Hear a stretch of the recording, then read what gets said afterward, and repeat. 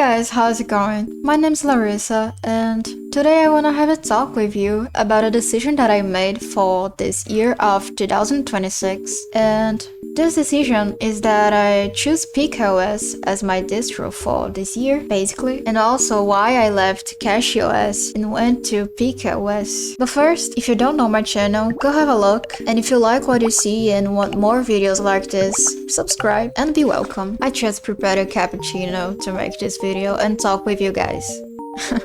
Okay, so well, the distro that I was using was CachyOS. CachyOS is an Arch-based distro, and PikaOS is a Debian-based distro. So, the first thing that made me think to switch to PikaOS was the fact that I was feeling some kind of fear, you know?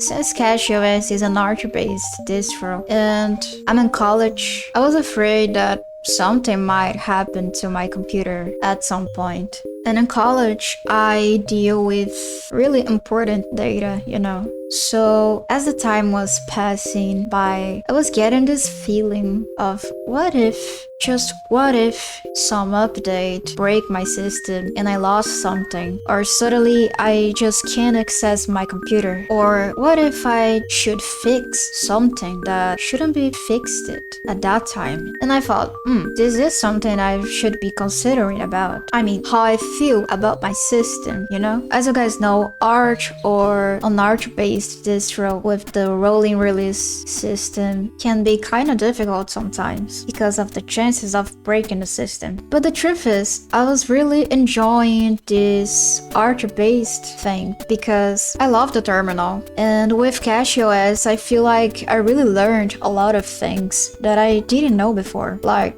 I never had the contact with an Arch-based distro before, so it was just my first time. I didn't even know about the AUR repository, so I figured it out. Pacman, Peru, and Yay. Different ways to manage my packages every day. And it was really fun. But as the time was passing by, I was missing something. I was missing having an app store. A place that I could just click and search for something, like for example Obsidian. It was just there and I should only click install and boom, I was using Obsidian. You know what I mean, right? Something more graphic, not just the terminal way.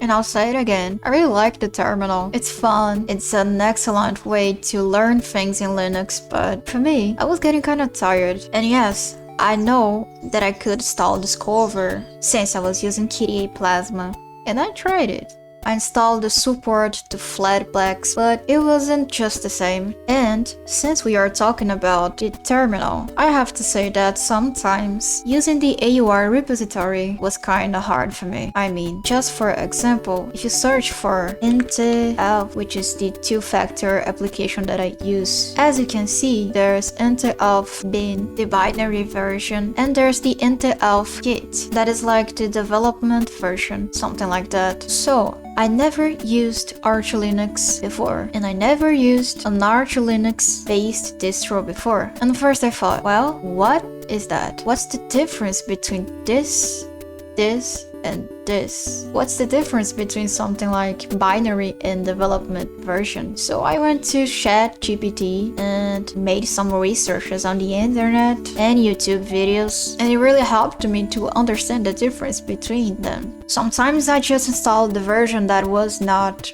precompiled, so it took a long time to install the package. So I was like, well, this is one more thing that I should consider right now. Another thing that made me think even more about leaving CachyOS was the problems with internet connection on Virtual Manager and Waydroid. I really don't know the reason of that kind of problem. I made a lot of research on the internet. I ran so many commands in the terminal, but it didn't work. It just didn't work. So many tries and nothing really worked. And then I thought, should I just let it go and forget about using Waydroid and forget about using Virtual Manager and use, I don't know, VirtualBox instead, because it's annoying, but VirtualBox worked the internet connection, but Virtual Manager didn't. But I actually prefer Virtual Manager than VirtualBox, so I was like, what should I do? Should I really just let it go and keep using Cachy? And then I thought, I don't think so. So I went to YouTube and saw some people talking about PikaOS. And I thought, well, what is this distro? And then I found this video of Finlay. So thanks Finlay for this video. And you convinced me to use PikaOS. So finally I made a decision. I'm going to switch to PikaOS. So I took my USB and did it. And man, that was amazing. All the problems that I was having were just gone. And about installing an app store on Cachy, it was possible. I know that. But I also know it wasn't meant to be like that. If the distro doesn't have an app store, I think you should manage your packages by the terminal, right? Another point is that, man, I was missing Gnome. I mean, I like KDE Plasma, but there's always something about Gnome that really catches me. I don't know, man, I just like the workflow, the way that things looks, the animations, the simplicity. It's all perfect for me. I even tried some kind of rice in KDE Plasma, but it just got boring, you know? I have to say that I already tried Debian-based distros before, like Linux Mint, Debian Edition. I already tried Debian itself. Debian Trixie is really good, by the way. But since I have a hardware good enough to play some games, I was feeling the need of using a distro optimized for games. And PikaOS was the best one for me. I have no regrets. Everything works perfectly. The performance is amazing. The whole system looks amazing. It's really fun that in PikaOS we have the Pikmin thing. So you can just Pikmin update, Pikmin upgrade to update your packages and upgrade your system. You know, it's really nice. I loved this Pikmin thing. If you don't know what I'm talking about, I already made a video about PikaOS showing how to install, setup, and giving some tips about the distro, including the use of Pikmin. Since it's a Debian-based distro, you can just use apt if you want, but we have Pikmin, so it's easier to do some kind of things, like updating the system without using sudo. That's really nice. So, it was really fun with CachyOS. I really learned a lot of things that I probably won't ever forget. But I think PikaOS feels like home right now.